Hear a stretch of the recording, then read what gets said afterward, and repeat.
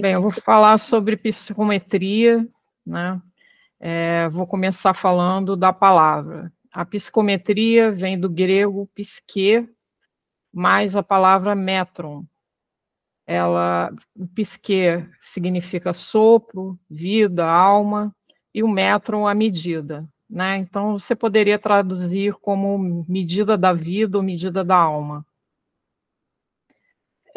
Eu li muita coisa sobre psicometria, né, para fazer essa apresentação, mas aí no final eu cheguei à conclusão que era melhor ficar restrita ao livro, né, porque senão a gente ia acabar tendo uma apresentação muito longa.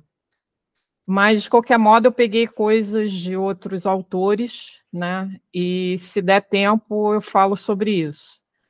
Mas, começando, né, psicometria na psicologia é o registro e medida dos fenômenos psíquicos por meio de métodos experimentais padronizados. Quem é psicólogo deve saber o que significa, né? É um método da psicologia para medir transtornos ou coisas, né, psíquicas. Agora vamos lá. No espiritismo, designa a faculdade mediúnica de ler impressões e recordações ao contato com objetos comuns. Então, é aquilo que algumas pessoas têm a capacidade de fazer, que é tipo, pega um colar ou um broche de alguém e, através desse objeto, ela começa a descrever a pessoa, falar de fatos da vida da pessoa e outras coisas mais. Aí vamos lá. Na parapsicologia, né, que foi onde primeiro surgiu esse termo, que foi cunhado pelo o médico estadunidense Joseph Buchanan, em 1849, quer dizer, é bem antigo, né, esse método de contato, né, com as coisas espirituais. Ele usou esse termo para designar a faculdade extrasensorial que alguns indivíduos possuem para extrair o conteúdo de algum objeto ou ambiente impressos fora da nossa realidade física. Aí eu vou falar um pouquinho mais dele, né? Ele era totalmente apaixonado por esse assunto. Ele escreveu, mais perto do fim da vida dele, um livro só sobre psicometria. Ele fez muitos testes, né, muitos experimentos com isso. E aí, para ele, psicometria é o desenvolvimento e o exercício das faculdades divinas do homem. É uma demonstração do antigo conceito de poesia e filosofia mística como expressão do interior divino da alma humana. É a maravilhosa aproximação do homem com a onisciência. Por essas falas dele, né, dá para perceber o quão apaixonado ele era pelo assunto. E vamos voltando aí ao livro Mecanismos da Mediunidade. No livro, psicometria é a faculdade de perceber o lado oculto do ambiente e de ler impressões e lembranças em contato com objetos e documentos. Aí André Luiz começa, né, o capítulo de psicometria falando mais ou menos como é que funciona, né?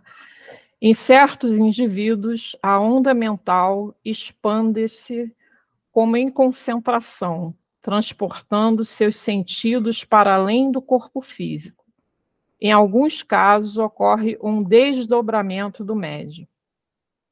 Eu acho que alguém aqui do grupo ainda vai falar sobre desdobramento, mas eu gostaria de lembrar, assim, como eu trabalho há alguns anos com apometria e com harmonização, e mais a apometria trabalha com essa ideia do desdobramento, para nós somos seres divididos em 7 corpos. Então, eu botei aqui para lembrar quais são os 7 corpos. O corpo físico, que é material, o duplo etérico, que é semimaterial, e os outros 5 corpos totalmente espirituais, que são o astral, o mental inferior, o mental superior, o budi e o átmico. Aí, no caso, né, da pessoa que o psicômetra, né, ele geralmente consegue se desdobrar em os corpos, né, e um desses corpos vai no lugar onde o objeto leva. Aí, continuando a falar sobre, né, o funcionamento que o André Luiz explica no livro, a força psíquica do médium sai dos centros vitais e incorpora-se aos raios de energia mental, neles configurando o campo de percepção que se deseja plasmar. O que ele quer dizer com isso? Que você, quando está concentrado, né, você consegue, através da força do seu pensamento, do seu querer, você ir até esse lugar, né, fazer essa busca que você está querendo através do objeto. Aí a gente tem que fazer uma observação, né? Nos casos em que a força nervosa do indivíduo está mais fracamente aderida ao seu corpo fisiológico, ele fica mais suscetível à força mental de outra pessoa. Um exemplo disso é a relação hipnotizador-hipnotizado. Esse comentário ele faz no livro também porque algumas pessoas não conseguem fazer esse desdobramento sozinhas. Elas precisam, às vezes, da indução de uma outra mente, né, de uma pessoa que esteja mais,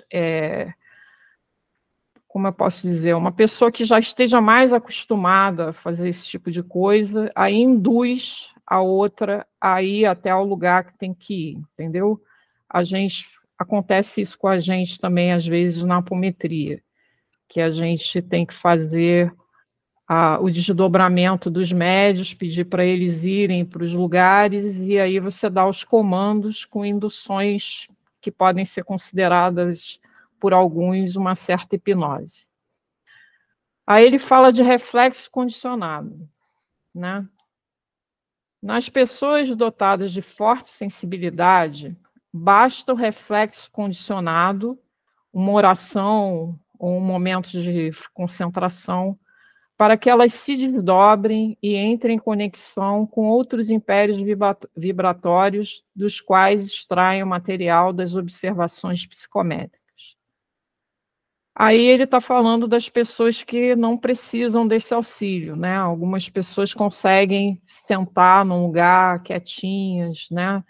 E fazer uma oração, se conectar, né, com os seus mentores e fazer esse desdobramento rapidamente.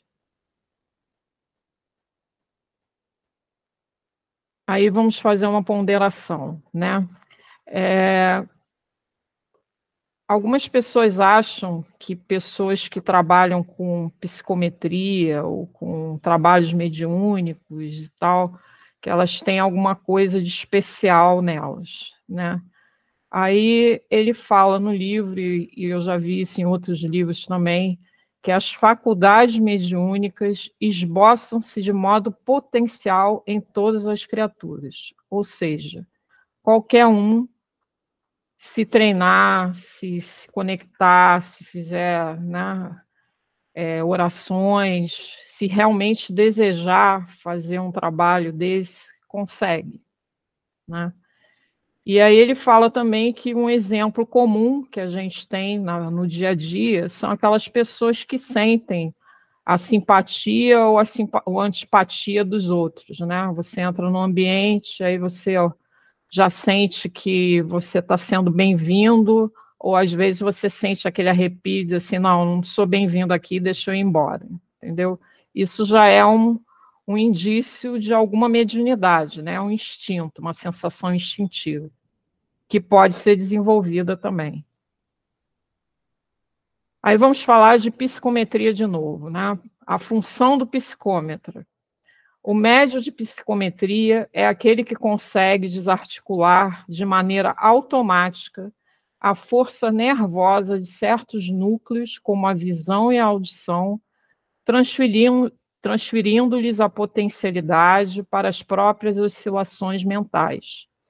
Assim, o medianeiro possui olhos e ouvidos à distância.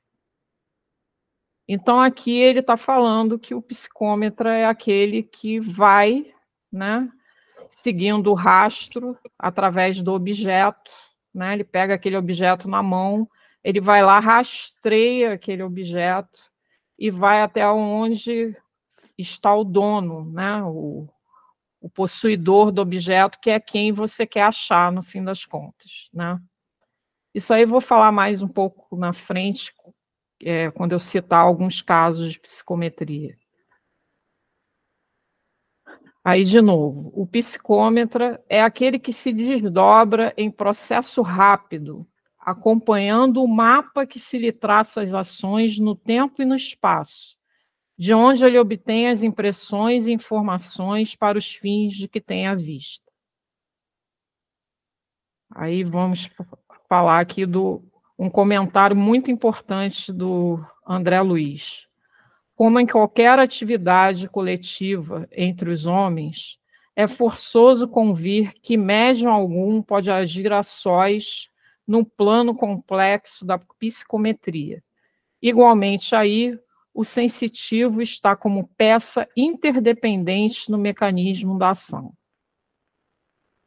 Eu considero essa fala muito importante, porque às vezes a pessoa olha, né, um médium de psicometria, por exemplo, né, ele fica famoso porque as pessoas vão até eles, levam um objeto de alguém que sumiu, por exemplo, né, e ele vai lá, faz a psicometria e consegue descobrir onde a pessoa está, né? No fim das contas, para quem está do lado de fora, o mérito é todo dele, né, do médium, que é quem a gente está vendo. Mas, na verdade, ninguém faz nenhum trabalho mediúnico sozinho. A gente está sempre acompanhado. Sem acompanhamento, nada acontece.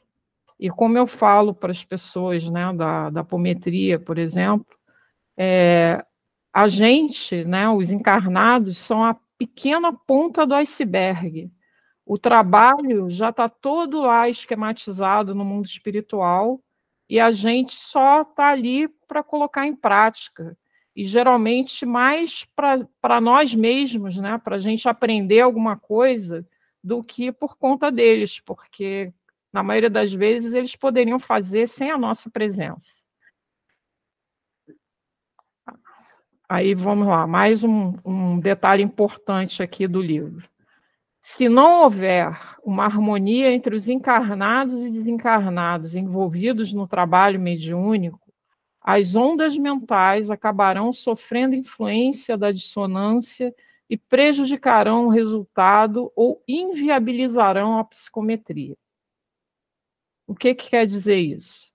Que se você não tiver bem harmonizado, se alguém na sala, né, onde o médium está trabalhando, tiver com alguma influência ou pensando em coisas que não tem nada a ver com o trabalho, ele vai atrapalhar esse rastreamento, né?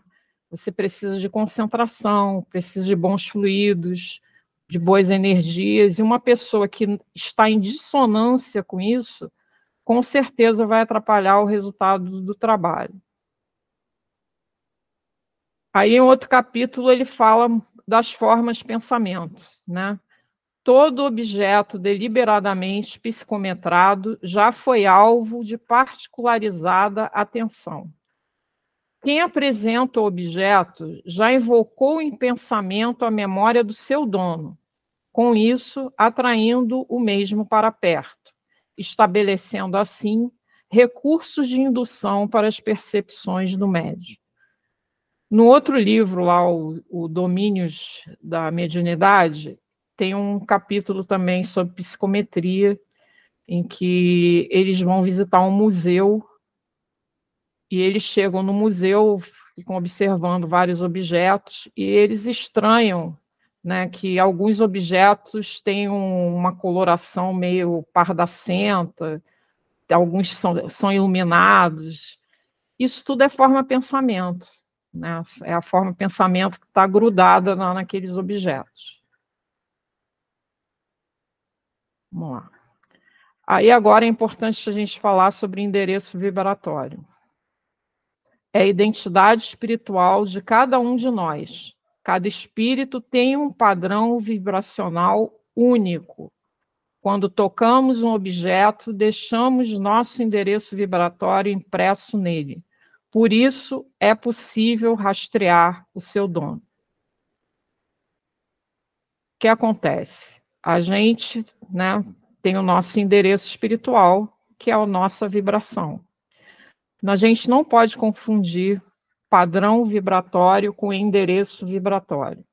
O padrão vibratório a gente pode alterar. Tem dia que a gente está triste, aí o nosso padrão vai estar mais baixo. Tem dia que a gente está mais eufórico, mais feliz, né, mais conectado, mais em oração, o nosso padrão vai estar mais alto. O nosso endereço vibratório não muda. É o nosso DNA, o nosso RG espiritual. Entendeu? Uma coisa não tem a ver com a outra. Tem a ver, mas não é a mesma coisa. Então, o pessoal usa esse endereço vibratório para encontrar as pessoas. Bem, aí vamos falar do caso que aparece no livro, né? Um caso de desaparecimento. O André Luiz narra o caso de um desaparecimento no livro, né?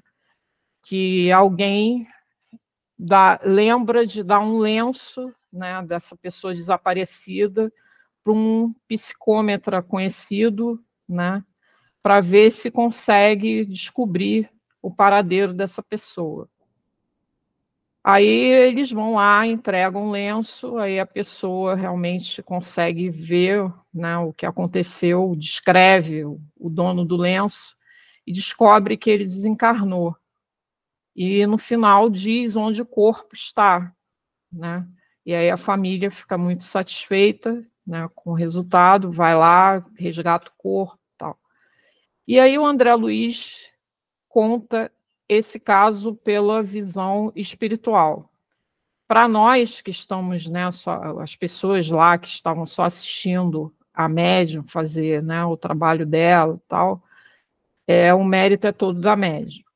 Mas pelo plano espiritual, o que aconteceu foi que as pessoas queridas desse irmão desencarnado se apiedaram dos irmãos dele que continuaram aqui, né, os parentes, e resolveram, primeiro, induzi-los, né, a pegar o objeto e entregar para essa médium. Depois eles, né, mostraram para a médium onde ele estava e fizeram todo o trabalho, né? Quer dizer, o mérito não foi só da médium, claro que ela teve o mérito dela, mas muito mais gente envolvida na situação do que a gente podia imaginar, né? E aí vamos falar de novo dos agentes induzidos, que são todos os objetos e ambientes psicometrados, são quase sempre francos mediadores entre a esfera física e a extrafísica, à maneira de agentes fortemente induzidos, estabelecendo fatores de telementação, ou seja, operação mental à distância, entre os dois planos. Ou seja, o objeto é só um meio, né? Um meio de você chegar até onde você quer chegar. O objeto em si, ele sozinho, ele não faria nada, né? Ele só é o meio que a pessoa usa para chegar até onde quer chegar. Aí ele faz uma ressalva também no livro sobre a questão do merecimento, né? Que num trabalho de psicometria, o merecimento e a companhia espiritual, né, que as pessoas têm interferem na psicometria. Às vezes você tem um consulente, né, que não tem, como posso dizer, não é que ele não tenha mérito, mas ele está mal acompanhado, uma pessoa, digamos, que não tem o hábito da oração, ou que seja um alcoólatra, então ele está super mal, né, acompanhado, tem uns irmãos por perto que não são, como posso dizer, que não são as melhores companhias, né, para fazer um tipo de trabalho espiritual. E aí, ao invés de você atrair os irmãos, né, de luz que poderiam fazer, né, te ajudar no trabalho, você acaba atraindo uns irmãos que vão brincar com você, né? Então, ao invés de te levar para o lugar onde a pessoa está, vai te dar uma informação errada, né? Vai falar, às vezes a pessoa está viva, vai dizer que a pessoa desencarnou. Então, tem que tomar muito cuidado quando for fazer esse tipo de trabalho, para não dar margem a esse tipo de acontecimento. E aí, concluindo o livro, a parte lá do mecanismo, né? Apesar da influência fundamental dos desencarnados na psicometria, devemos reconhecer que a matéria assinala sistemas de vibração, criados pelo contato com os homens e os seres inferiores da natureza, possibilitando as observações psicométricas. Então, o que a gente pode concluir com isso? Que a questão da vibração, né, é que faz com que a gente consiga gravar, né, coisas na matéria e deixar esse nosso rastro, né, para ser perseguido, para ser encontrado, ou então, né, no caso de ambiente, né, o ambiente fica tão impregnado com aquela situação que você toca no lugar e você acaba vendo o que aconteceu ali, entendeu? Então, nem sempre tem desencarnado envolvido nessa história, né? Às vezes é só uma questão de gravação no ambiente. E é nessa linha que seguiam os primeiros psicômetras, entendeu? Eles estavam mais interessados em psicometrar objetos para saber de coisas do que necessariamente para encontrar pessoas. Aí, como, né, ainda tem bastante tempo, eu vou seguir aqui o resto da apresentação, falando justamente desses outros livros, né? Esse professor Charles Babbage, deixa eu só relembrar aqui quem ele é um matemático de 1833. Ele também mexeu com isso, com essas questões aí da parapsicologia na época, né, que não era espiritismo ainda, era parapsicologia, e ele falou essa frase aqui que eu achei bem interessante. O ar é uma grande biblioteca, em cujas páginas estão escritas para sempre tudo o que cada homem disse ou cada mulher sussurrou. E agora falando do Ernesto Bozano, né, que é um outro também, um outro psicômetra que escreveu o livro, deixa eu ver aqui, Enigmas da Psicometria. Esse aí eu li, e ele relata muitos casos, inclusive um caso muito interessante, na minha opinião, de uma pessoa que psicometrou um pombo.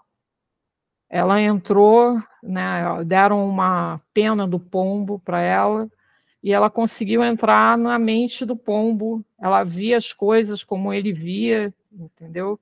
E depois ele testou para ver se o que ela viu tinha razão de ser, e ficou comprovado, né? Porque o pombo era um pombo correio, e aí, em determinado momento, ela falou que o pombo sentia medo de chegar perto do lugar onde ele ficava, lá da casinha lá dele, porque ele viu um gato preto e um outro gato laranja. E aí ele tinha medo desses gatos. Aí a pessoa que era a dona do pombo, né, falou que realmente tinha esses 2 gatos que ficavam rondando ali a área onde o pombo ficava. Isso comprova que ela realmente entrou na cabeça do pombo. Bem, mas aí, segundo Ernesto Bozano, né, os sensitivos entrariam em relação com uma ambiência metaetérica, ou com o éter do universo, que, devendo ser de natureza onipresente e, por consequência, imanente na matéria dos objetos psicometrados, receberia e conservaria os sistemas de vibrações correspondentes aos acontecimentos sobrevindos a seus possuidores. Ou seja, né, ele acreditava que o éter, né, do universo, que eles chamavam de éter, alguns hoje em dia chamam de ki, né, a matéria invisível, né, que enlaça o universo inteiro.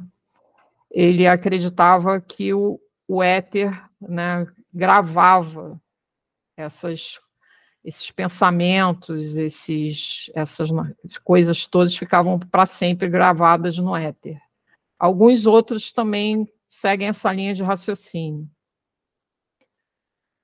Ainda segundo Bozano, graças a essa relação, o sensitivo extrai as suas percepções telepaticamente de pessoas vivas ou mortas e fluidicamente ligadas a objetos, e as extrai telestesicamente dos animais e plantas, como do próprio éter imanente no objeto e não da matéria que o constitui. Então, para ele, na verdade, a pessoa está tirando do éter a informação e não da matéria em si, não do objeto em si, entendeu?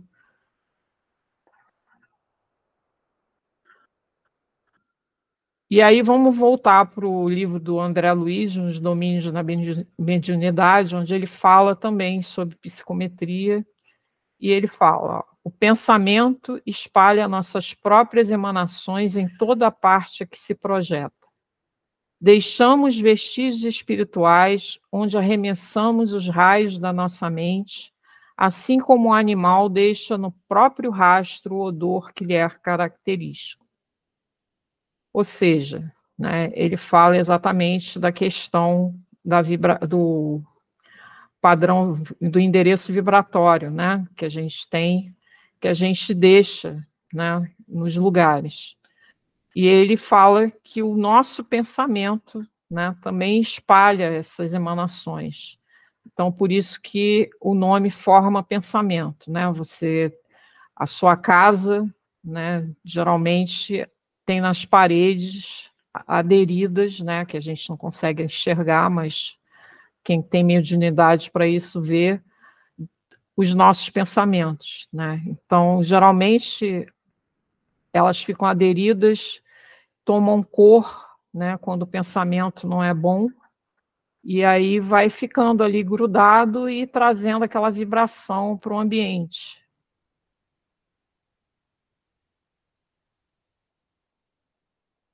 As almas e as coisas, cada qual na posição que se situam, algo conservam do tempo e do espaço, que são eternos na memória da vida. Isso aí é André Luiz também nos domínios da mediunidade. Quer dizer, as almas conservam a memória no tempo e no espaço. As coisas também. Por isso que é possível psicometrar, né, os objetos e chegar até o dono. Nesse livro, aliás, ele conta o caso de no museu, eles encontram um objeto lá, um espelho, e eles veem que tem uma irmã desencarnada do lado do espelho. E aí chega uma pessoa, começa a elogiar o espelho, aí a irmã desencarnada vai lá e meio que toca na pessoa, a pessoa sente um arrepio, aí resolve ir embora. E aí ela fica satisfeita que ela afastou a pessoa do espelho e tal.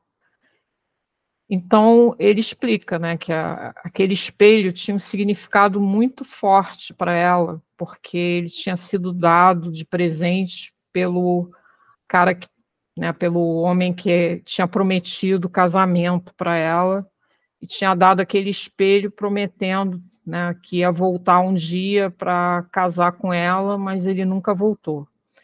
E aí ela ficou presa a ele, achando que ele um dia ia voltar, né, mesmo ela desencarnada, ela continuava esperando, acreditando nisso, que um dia ele ia voltar para encontrar com ela, por isso que ela não saía de perto do espelho. Isso aí pode acontecer com qualquer objeto, né?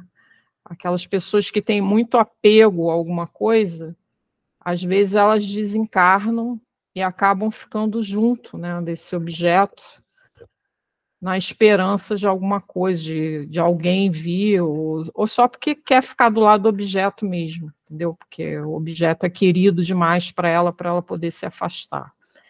Aí você cria uma ligação, né, que é bem difícil de quebrar, né? É possível, mas demora um bocado, porque aí cai naquela ideia do monoideísmo, da pessoa que não consegue pensar, né, em outra coisa sem ser aquilo, fica parada naquela ideia e não tem argumento que você use que consiga mudar. Aí também, nos domínios da mediunidade, ele vai falar: e de uma coisa não tenhamos dúvida, através do pensamento, comungamos uns com os outros em plena vida universal. Ou seja, né, o nosso pensamento, como sempre, né, comanda tudo o que acontece ao nosso redor, né, que fica impregnada nos objetos. O pensamento manda em todas as coisas. E para finalizar, eu li até um livro desse irmão aqui, chamado Bruce Lipton, que é um biólogo, que através da biologia ele chegou à conclusão de que o espírito existe, né? Ele descobriu o mundo espiritual através da célula, e ele falou algo que eu achei que tem tudo a ver com esse trabalho aqui. Todos os organismos, incluindo os humanos, comunicam-se e leiam ambientes por meio dos campos de energia. Ou seja, né, tudo se intercomunica, né, por conta dos nossos campos de energia, das nossas vibrações, dos nossos pensamentos, está tudo comunicado, tudo junto, e a gente está aí no meio, né, e por conta disso a gente consegue fazer trabalhos mediúnicos como esse da psicometria. Bem, eu li muitos casos, né, de psicometria.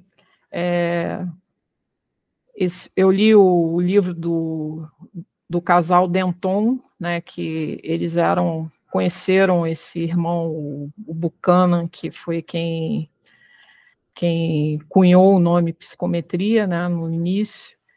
Eles fizeram muitos experimentos, eles botavam, como ele era geólogo, né, então ele trabalhava muito com pedras, então ele botava a pedra na mão da esposa dele, que fazia psicometria, e pedia para ela descrever o que ela estava vendo, e muitas vezes eles descobriam, através de uma pedra de um determinado local, eles chegavam até a descobrir minas de cobre, né? Aí ela falava, tem cobre aqui embaixo, mais profundamente, e a partir desse tipo de trabalho, o pessoal do início, né, o Buchanan, esses Dentons e tal, eles achavam que a psicometria ia ser a solução para várias questões, né, daquela época, 1800 e pouco. Inclusive, eles estavam no início da perfuração de petróleo, então eles achavam, não, o psicômetra pode chegar aqui e descobrir onde tem petróleo, ou descobrir onde tem ouro. Então, eles estavam achando que a psicometria ia revolucionar o mundo, né? Não sei, sinceramente, o que aconteceu, mas dá para ver que não foi assim, né? Não, eles não revolucionaram o mundo. Acho que por uma questão de incredulidade, né? Porque esse pessoal teve muita coragem nessa época de fazer esses comentários, de estudar essas coisas, né? Que a maioria das pessoas achava que era loucura, que nem foi no início, né, também do espiritismo, todo mundo achava que era charlatanismo, era invenção. Então, eles tiveram muita coragem e continuaram persistindo. Tem até um caso dessa irmã lá, Denton, que ela resolveu psicometrar a Lua através de um facho de luar, né? Ela sentou numa cadeira e aí teve um facho de luar em cima dela, e ela, através desse facho, ela foi até a Lua. E o mais incrível é que o que ela falou em 1800 e pouco sobre a Lua, nem eu sabia. Ela disse que estava vendo erupções vulcânicas lá, e eu fui pesquisar e realmente existe erupção vulcânica na Lua. Eu nunca tinha ouvido falar disso. Então, a gente, né, vê que é um trabalho que é muito interessante e que algumas pessoas têm essa habilidade, né, de fazer isso. Faltam 15 minutos ainda. Eu acho que eu posso abrir para alguma questão aí que vocês queiram, alguma coisa que eu não expliquei direito. Aí vocês ficam à vontade.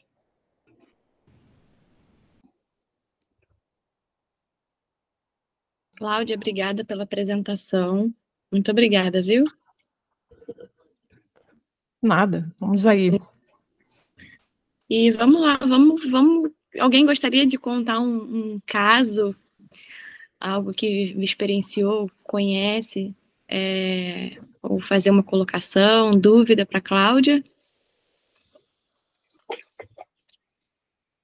Vamos ver se alguém se anima aí. Enquanto isso, então, eu vou aproveitar para trazer um caso, Cláudia, pode ser? Pode. Acho interessante porque esse caso eu descobri quando eu estava fazendo durante o meu doutorado, porque aqui no Rio,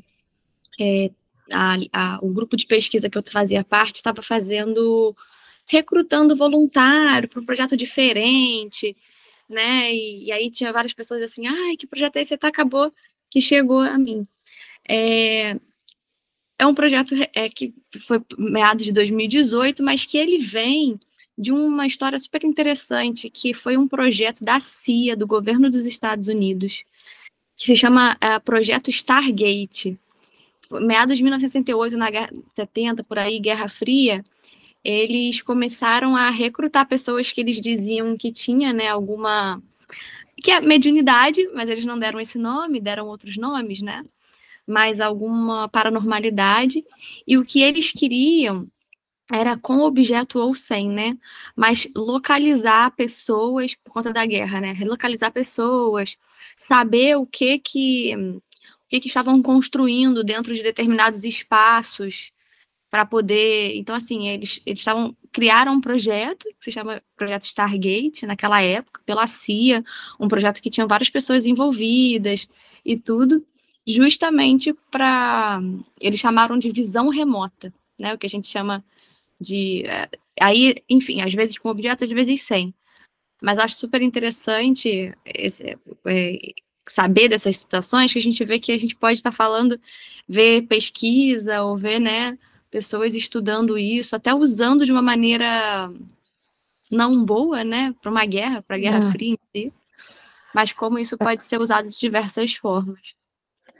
Realmente, tem várias aplicações possíveis, né, mas não sei por que as pessoas realmente não usam. A maioria usa em segredo, como esse aí que você está falando, é um projeto secreto. Ninguém usa. Aí depois esse projeto não foi para frente, né? Acho que a espiritualidade superior também não deixou, né? Com certeza, né? Se você tem um objetivo que não é um objetivo justo, né, bom, eles bloqueiam, sem dúvida. Alguém, Leda, tem um caso aí, se alguém quiser contar alguma coisa. Não tem nenhum caso não, Bárbara. Não sei de nenhum, não. Tá joia. Bem, assim, eu li um monte de casos, né? Eu ressaltei aqui apenas aqueles que me chamaram a atenção. Você, quando me convidou para falar sobre psicometria, eu até pensei assim, cara, eu vou falar sobre um assunto que eu não é minha praia, porque eu não fiz, nunca trabalhei com isso, mas aí eu me lembrei de uma vez lá no MAP, que logo depois da pandemia, mandaram uma carta para lá pedindo ajuda. E a pessoa que enviou a carta botou só o primeiro nome dela, não botou endereço, não tinha endereço nem no envelope, informação nenhuma. Sabe o que é informação nenhuma? Nenhuma. Só o primeiro nome. Aí a gente ficou pensando assim, cara, como é que a gente vai fazer o trabalho, né, para essa pessoa se a gente não sabe nem de onde ela é, nunca viu, não é contato de ninguém aqui, quer dizer, difícil, né? Aí alguém na sala disse assim, vamos passar a carta de mão em mão, de repente a gente consegue alguma coisa. Aí a gente fez isso. E aí a gente conseguiu fazer o trabalho. Legal. É isso, né? O que você falou também, por trás disso tem todo um auxílio espiritual, né? Né? Por merecimento da pessoa, enfim.